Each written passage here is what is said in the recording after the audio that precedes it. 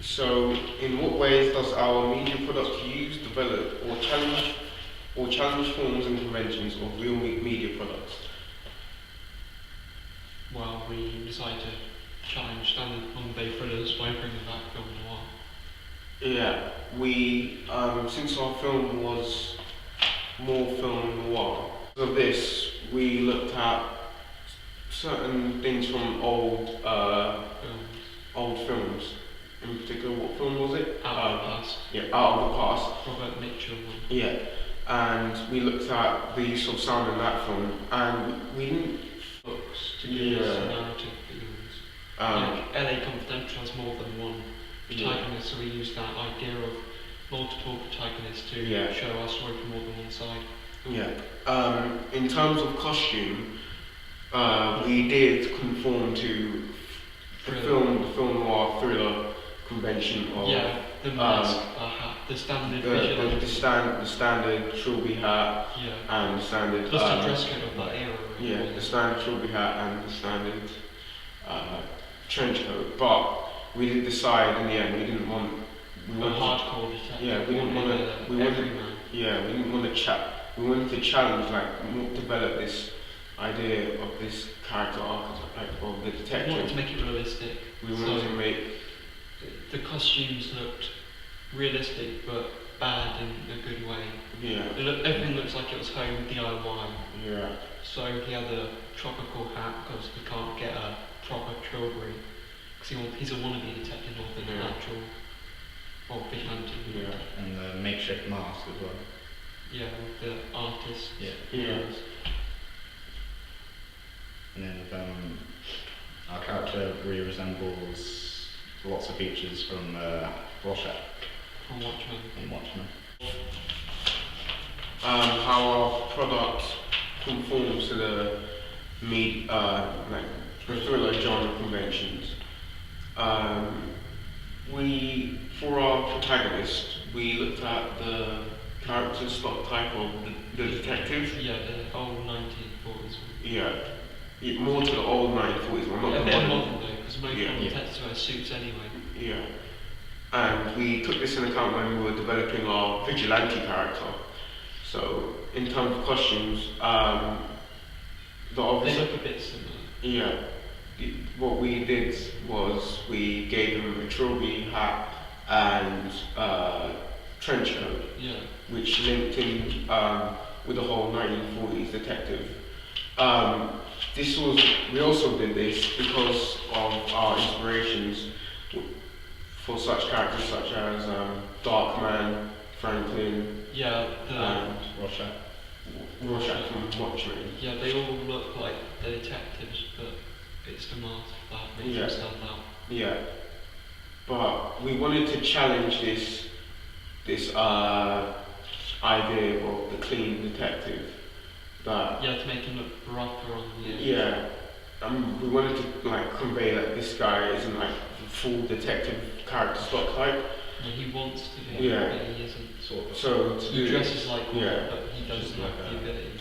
normal Yeah. person. But Yeah, he's so the everyday person. yeah, so to do this, we gave him like a tropical trench. No, not what was it? Tropical trilby hat and like a coat that resembles a trench coat, But it's isn't. not quite. It's not waist quite. length. Yeah, it's not quite a trench coat.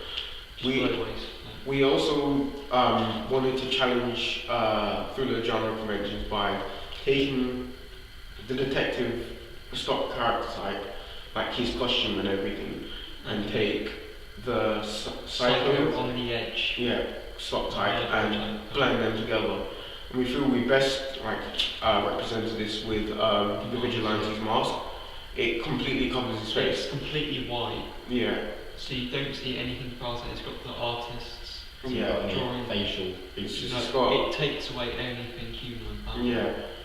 To do this, we basically we made two tights. There were two tights underneath, so there was like one black tight that covered the person's face who wore it, and then we placed the white tight over it. So even if you shine the light straight directly in the face, you couldn't see any human So features. you can't see the skin pressing the bits Yeah. out when he talks or anything. You can't see anything. Yeah, we felt this took away the. It's like it's attached to him.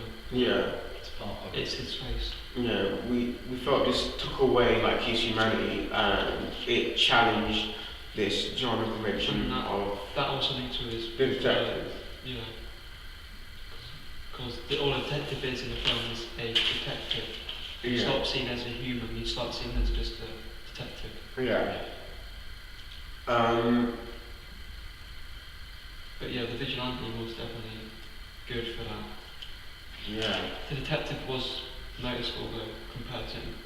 Yeah. Because we had the detective wearing dress clothing, or Yeah, we were more cleaner looking, but you could still tell he in was. terms of our secondary protagonist, the detective, we went for the more Cleaner. conventional Everyday detective thriller look with the whole tie, clean suit and everything. Yeah, just he looks like he's an office. Yeah, just Just to allow the audience to establish the easily difference. how. He's used to office, Yeah. and the vigilante is used to the gritty urban streets. Yeah, and for audiences to just establish Which who, one's which? like the detective's role and the vigilante's role. The detective definitely looks more like a good guy. So Yeah. it's the fact that he's more dominantly white, Yeah. and the vigilante is more dominantly wearing black. Yeah. On that note, when we were developing the costume, picking out the right coat and hat, we looked at the theory, not thriller theories, but film theories, media product, film product theory of the helmet and nickel effect and the various from dung effect, if I pronounce that I correctly. don't know. The helmet and nickel theory effect simply dictates that a character's moral fidelity is identified by their appearance. by their But in appearance. this case, So if they're wearing black or white,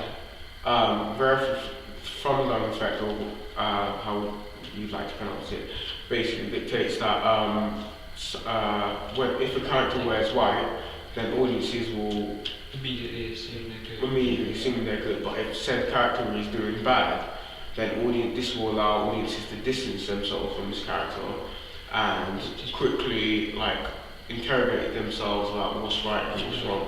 Which is probably why Batman in comics wore grey. Black. Well, in the films he wears all black, but in the Yeah. comics he wore grey. Yeah. So it mixed the two together, but in the films it wanted to show Yeah. more definite Yeah. questionable actions. We wanted to look at these two theories in detail because we wanted to portray our vigilante as not the stock type hero. No, sorry. We wanted to portray our vigilante as more of the flawed thriller hero. Well, we don't know if he's a hero or not. Yeah. We wanted to kind of make sure that audiences can distance themselves. Yeah, they choose whether Yeah, it's good or and- bad for and themselves. think. We don't want to push So- them towards you. In terms of challenging or conforming to thriller conventions, in some ways, yes, we have conformed in terms of for our character, the Yeah, we vigilante, looked at the different. because we have found that there are a lot of thriller texts and products that feature this flawed hero. Yeah, so he drew inspiration. He's an Yeah. anti-hero. really. Yeah, The detective's your standard detective. yeah, Although, even though the detective wears white and looks cleaner, he's also working for the LAPD, which was known to have a lot of corruption during the 1940s, so it's got everything's hidden. costume So inspiration. in terms of costume inspiration, we looked at Other thriller media checks. a lot of thriller, traditional thriller and modern media texts and anything we could get our hands on. Such as noir, A lot of film marks, that's what I've done.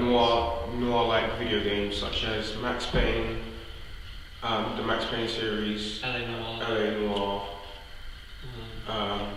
We looked at other films, some Oh. films as well, modern, and we looked at Franklin. Franklin, Because that was Watchmen, mine. Darkman, Blade Runner. Yeah. good at detecting